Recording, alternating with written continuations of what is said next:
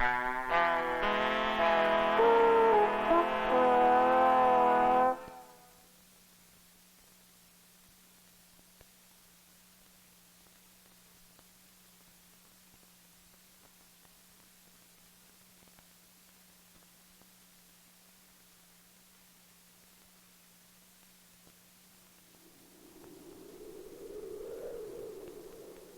riches and our numbers burden the world.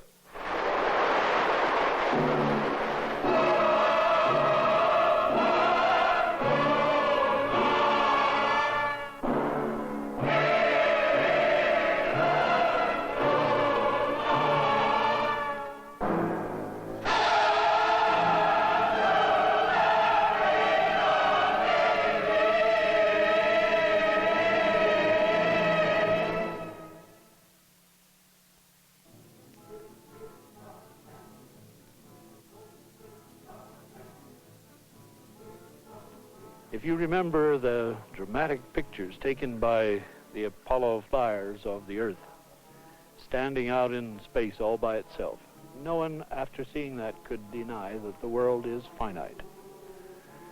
Then it's impossible for people to go on saying we have an infinite supply of air, an infinite supply of water, an infinite supply of minerals.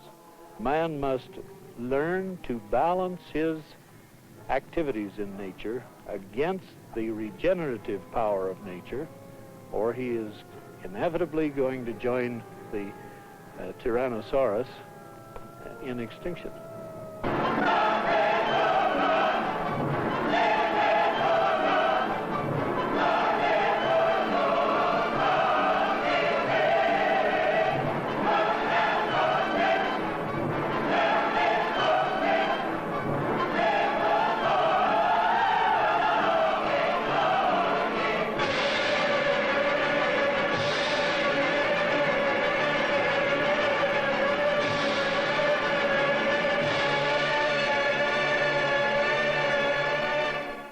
As we grow richer, there is rising concern about pollution, our ability to feed a growing population, and fears that we may run out of fuel and metals.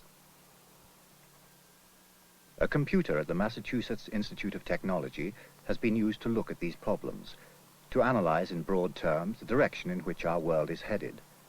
Sponsored by a group of businessmen and academics, the Club of Rome, its conclusions are revolutionary. The most important lesson is that we're near the end of our development of society, which has been going on for about 2,000 years. That we've reached levels of prosperity which carry the seeds of disruption and necessitate a complete relook at the whole world's social, political, and other situations. It's telling us that the world is in a completely unstable situation and is likely to fall to pieces if it doesn't stop growing. Let's put it bluntly. Our option is not between this kind of society, present society, and a stable state society. It is between a stable state society and chaos.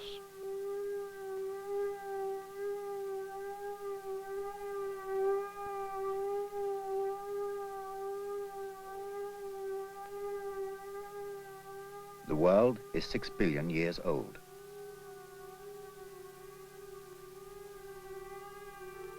That is unimaginable. So think of it as a week.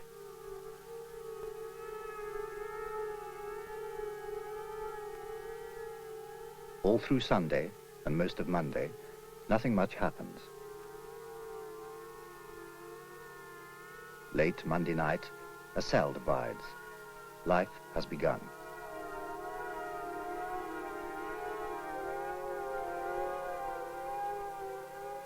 Through Tuesday, Wednesday, Thursday, Friday, and most of Saturday, life becomes more complex and more beautiful.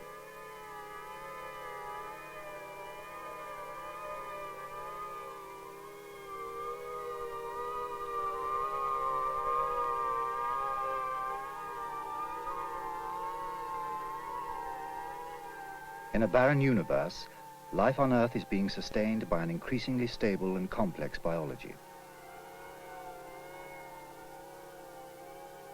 At tea time on Saturday, it is the age of the reptiles.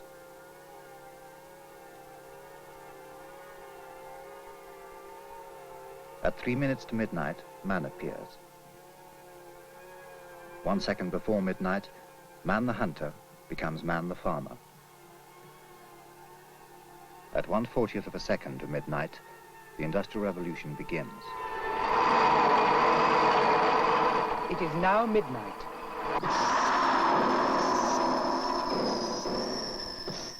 In that last 40th of a second, we have started to get richer at an ever-increasing rate. Growth is explosive. Population now doubles in 30 years. Man now uses twice as much energy as he did 15 years ago.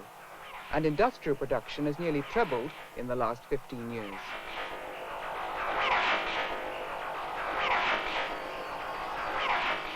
During this program, men on the Earth will consume 200,000 tons of petroleum and 200,000 tons of coal, produce 2,000 motor cars, and use 400 million kilowatts of electricity. If we use known stocks at present rates, there will be no copper left in 2008, no zinc in 1995, no tin in 1989, and no mercury in 1985. There will be no silver, without which we cannot make films, in 1987. Today we consume more than yesterday. Our children, if they live as we do, will use up resources more than twice as fast as we do. Our grandchildren might need twice as much oil as we found in Alaska just to meet their increased needs for 1 year. Such growth threatens to use up all the resources the Earth has to offer us. Such are the enormous needs of the industrial society in progress. The Industrial Revolution has consumed vast quantities of fossil fuels, for example, and now there aren't many left. And it's as simple as that. If you have a kind of society which is going to eat the very planet we're on, eat it up, consume it, you will find that there's nothing left. Our industry, the way we make things, attacks the fabric and stability of nature, the ecosystem, on which all life, including man, depends. It has been developed to exploit the ecosystem without taking into account its continued existence. And our new technologies tend to disrupt ecological cycles, to break them, to intrude harmful, unnatural materials on them, and therefore to destroy the base of its own existence. Because of that, we are on a suicidal course.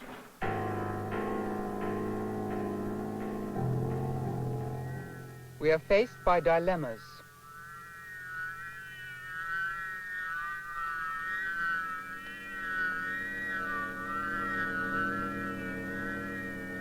Industry cannot exist without the raw materials it must use up.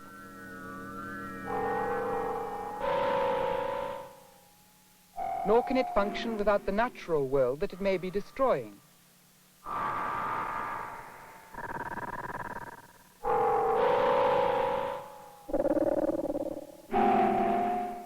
So great is our progress that it may push the Earth to its limits and beyond.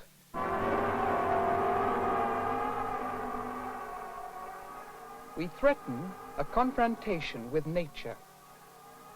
Progress to that confrontation is speeding up.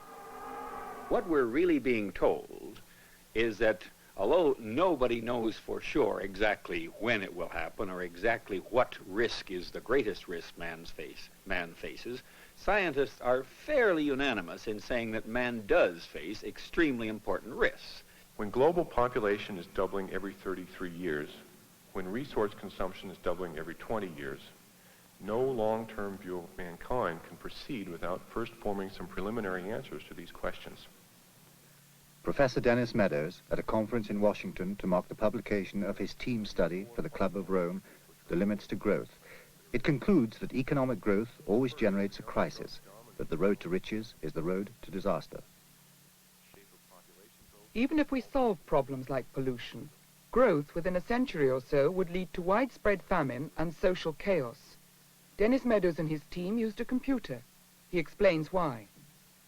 With system dynamics, a methodology that we use, we organize the available information on the relationships in some system, and then we express these mathematically and put them into a computer to calculate the results.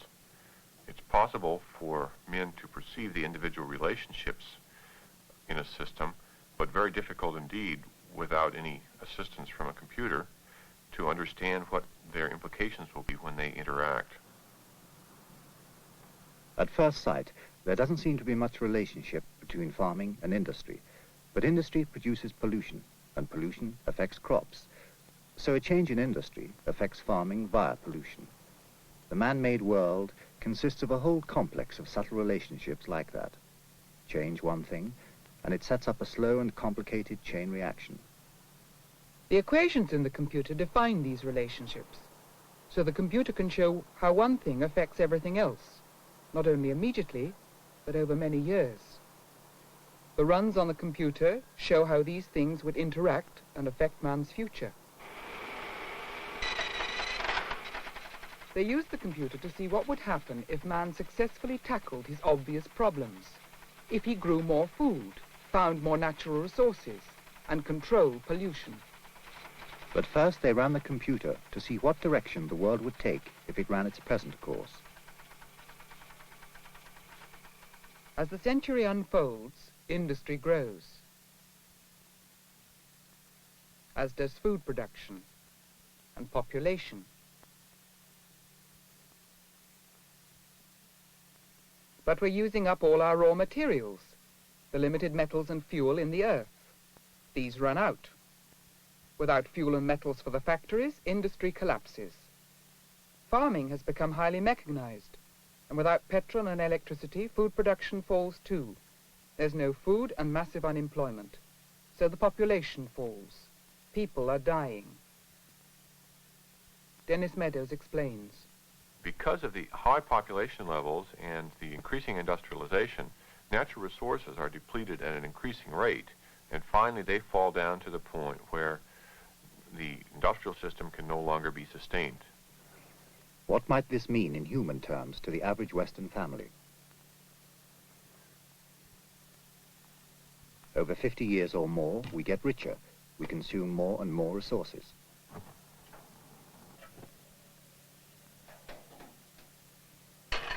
Things like gas and electricity.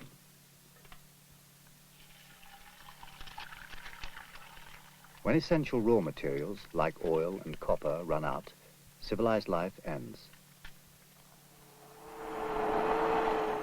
If we go on as we are, society collapses because we run out of metals and fuel. Growth is halted by a resource crisis.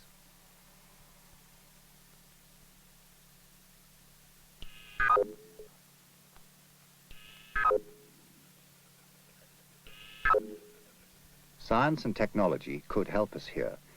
We might find new sources of fuel, use nuclear power, or harness the energy of the sun to replace oil and coal.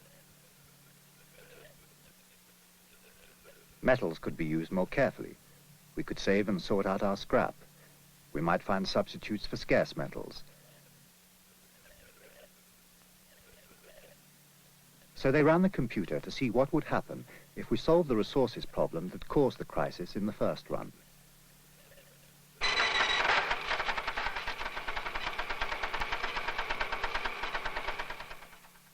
This time, natural resources used carefully run down slowly.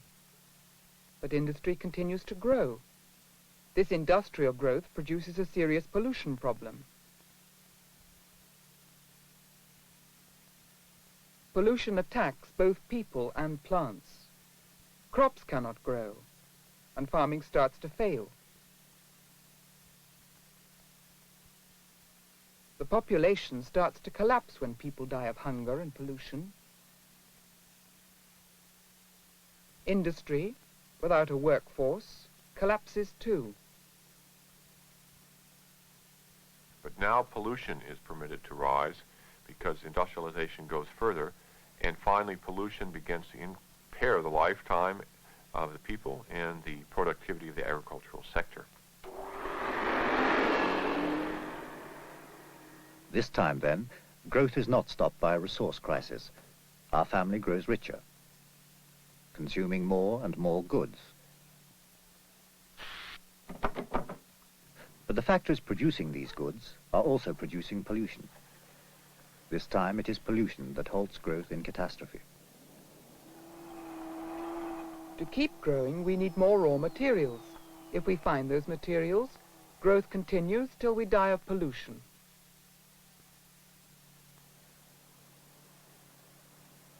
But we could control pollution. Indeed, we are already beginning to do so. We know how to clean up our water and air. The pollution created by technology can be restrained by technology. So in the next run, they assumed not only that we had solved our raw materials difficulties, but that we had controlled pollution as well.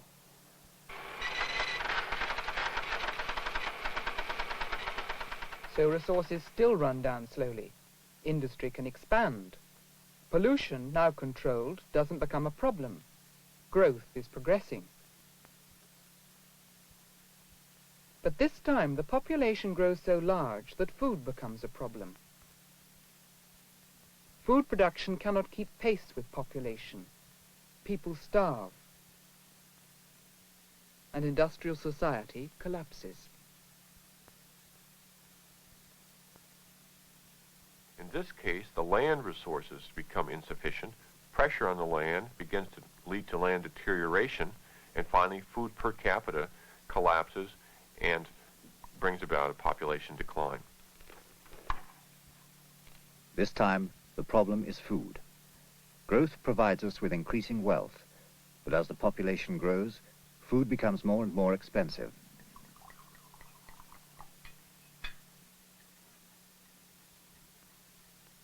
The growing food shortage turns slowly to famine.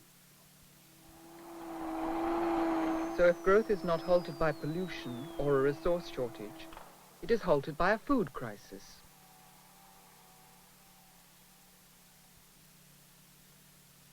But there could be a solution to that too, the Green Revolution. Scientists have been able to double and even treble yields. We can grow more food. So on the next run, as well as pollution controls and a careful use of resources, they assumed that food production could be doubled.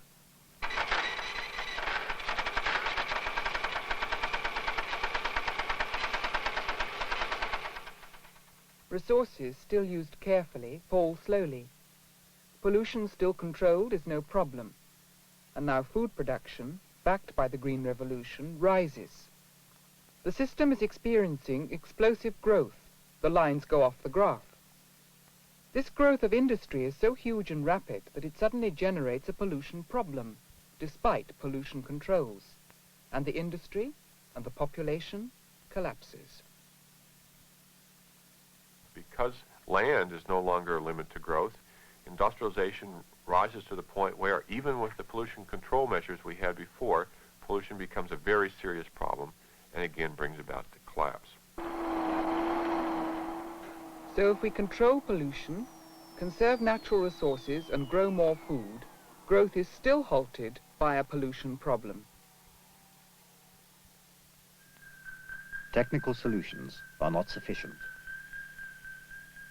Pollution control, resource conservation, and the Green Revolution serve only to postpone or worsen the crises. The obvious is not enough. The runs illustrate very succinctly that pollution, natural resource depletion are not problems themselves. The problem is growth in a finite world. So long as we ignore that fact and rely on growth over the short term to solve our problems, overshoot and collapse of the form which we see in the world model seems to us to be absolutely inevitable.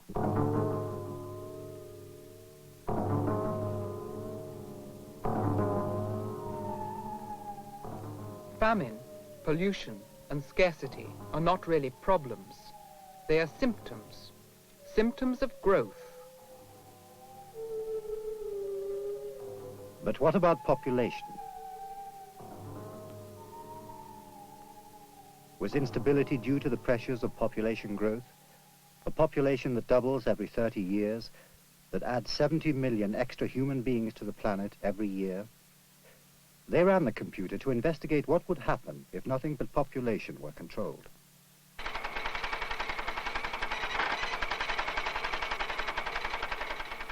Population is stabilized, only 2 children per family. Industrial production and food production surge ahead, and pollution rises too. The system is growing. But again, industry uses too many resources which run out, bringing down the system yet again.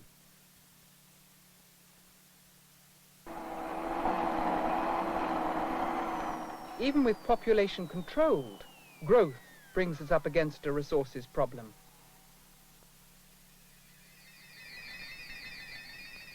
So population control is not sufficient either. They made other runs on the computer, different combinations of policies.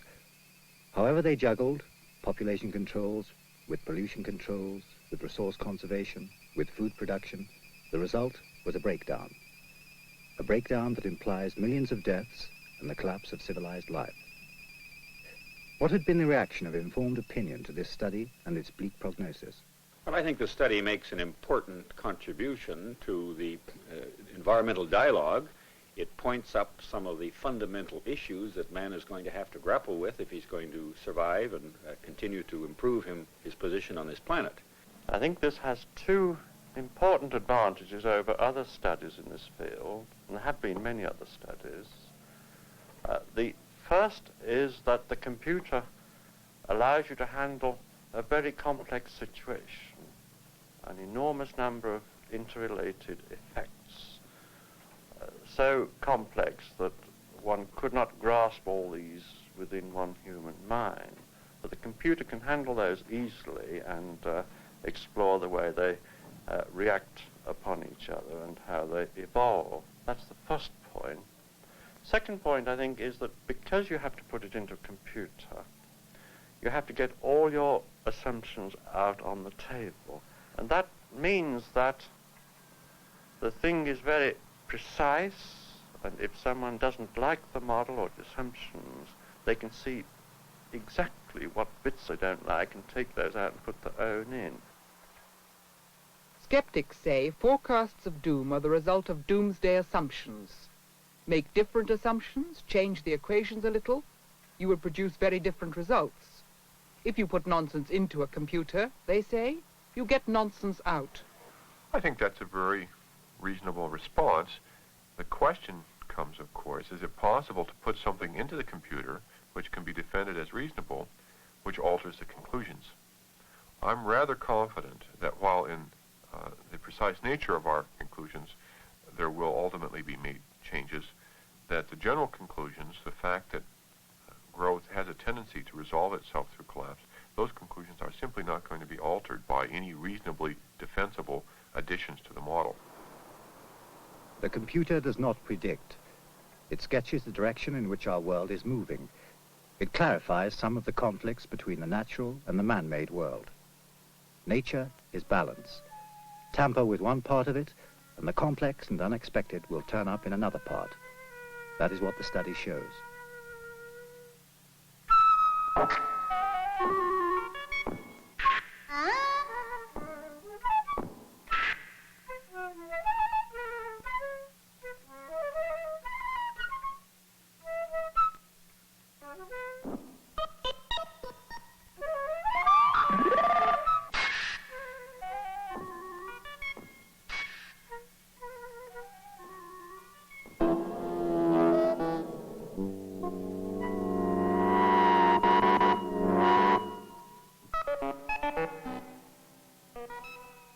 Technological societies, too, are highly interconnected. Intervention in one part, increasing, say, food production, may have unexpected and unfortunate results elsewhere.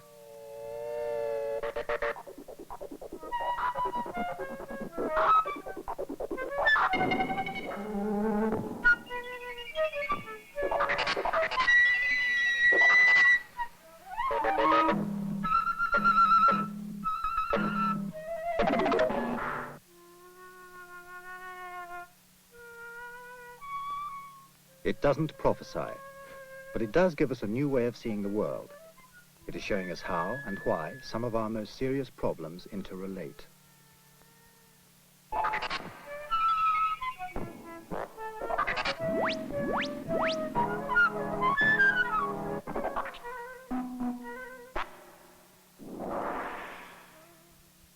model is simple. The world is complex.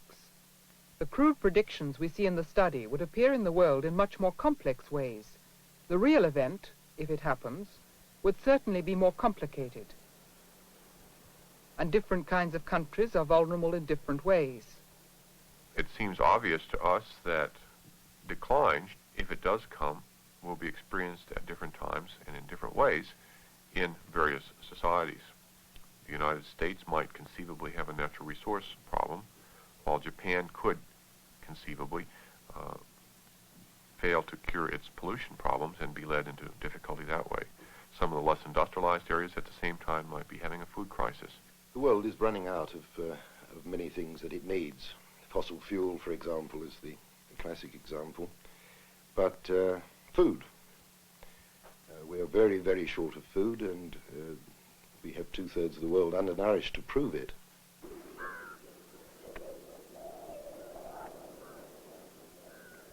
A report from the World Bank reads, What are we to say of a world in which millions of people are faced with day-to-day deprivations that degrade human dignity to levels which no statistics can adequately describe?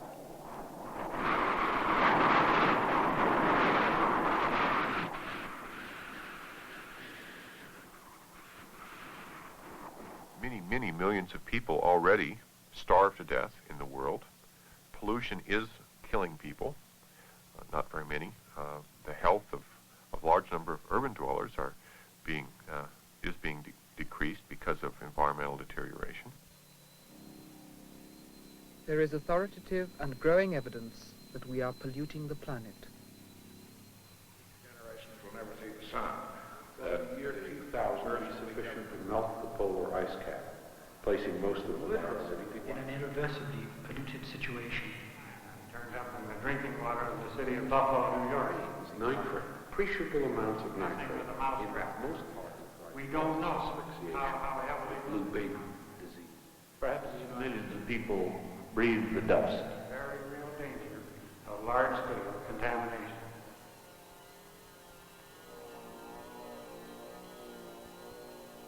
Is there evidence that the base forces shown in the model are already at work in the world today?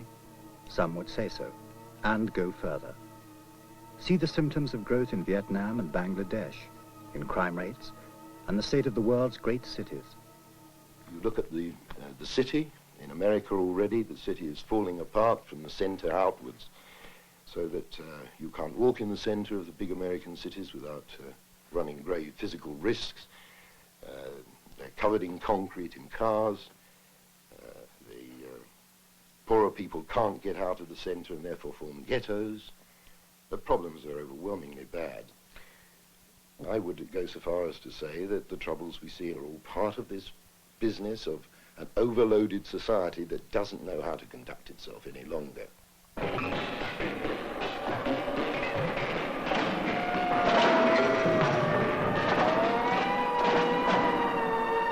Slide out of the car.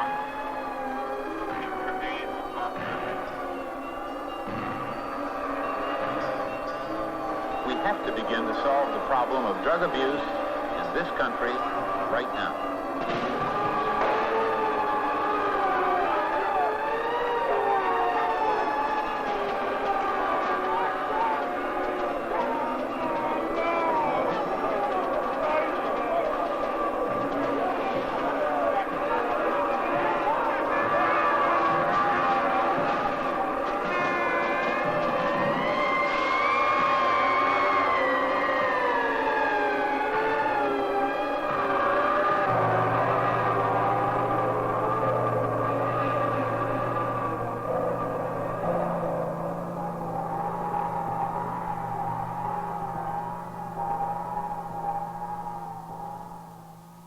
These are all symptoms of what Meadows is talking about, in my opinion. They're symptoms of instability, and that is what Meadows' model is telling us.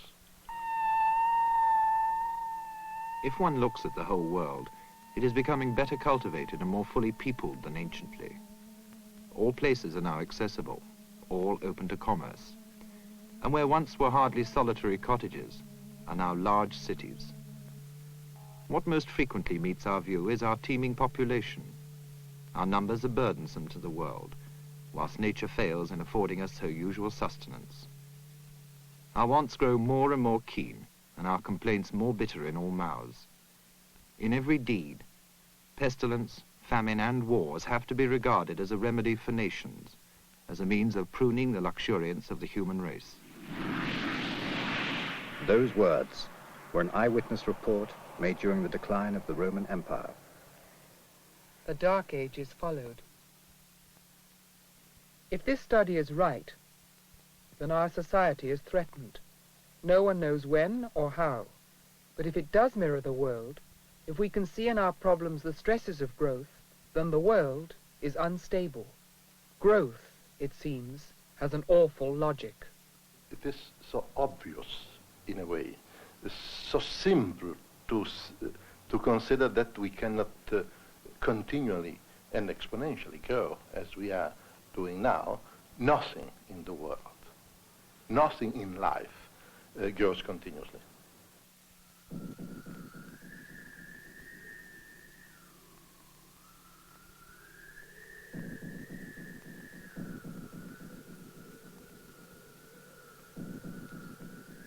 Growth leads to crisis. What then if we stopped getting richer?